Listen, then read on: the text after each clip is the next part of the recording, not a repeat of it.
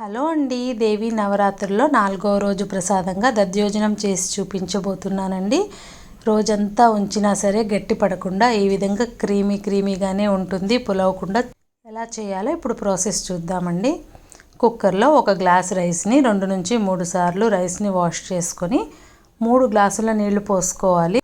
ఆ తర్వాత కాస్త ఉప్పుని వేసుకొని ఒక 3 నుంచి 4 విజిల్స్ మీడియం ఫ్లేమ్లో రానిద్దామండి. ఇప్పుడు చూడండి విజిల్స్ వచ్చేసింది. అన్నం మెత్తగా చేసుకోవాలి. ఈ విధంగా కొంచెం వేడి మీదే మెత్తగా చేసుకుందాము, సాఫ్ట్గా అవుతుంది.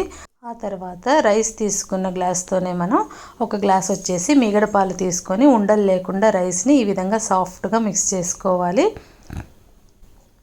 చూడండి ఈ విధంగా మిక్స్ చేసుకున్న తర్వాత 1.5 గ్లాస్ వచ్చేసి పెరుగు తీసుకుందామండి. ఫ్రెష్ పెరుగునే తీసుకుందాము. పుల్లటి పెరుగు యూస్ చేయకుండా ఉంటేనే టేస్టీగా ఉంటుంది.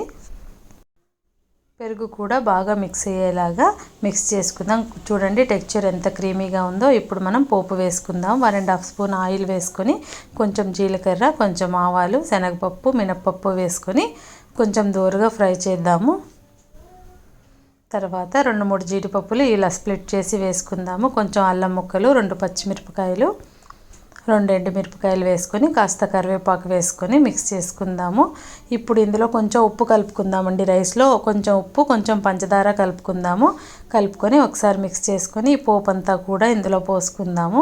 చల్లారిన తర్వాత కూడా ఇదే క్రీమీ టెక్స్చర్ ఉంటుందండి. చాలా చాలా కమ్మగా ఉంటుంది. నేను ప్రసాదం రెసిపీస్ అన్నీ కూడా డే 1, డే 2 అని మీకు అప్లోడ్ చేస్తున్నాను కదా, మీరు అవన్నీ చెక్ చేసి చూసుకొని ఏ రోజు అమ్మవారికి ఏ ప్రసాదం పెట్టాలో మీరు చూసి చేసుకోండి ఫ్రెండ్స్. కాస్త కొత్తిమీర వేసుకొని దానిమ్మ గింజల్ని వేస్తున్నాను. చక్కగా మిక్స్ చేసేసుకుందాము. ఇప్పుడు ప్రసాదం రెడీ అయిపోయింది. Thanks for watching.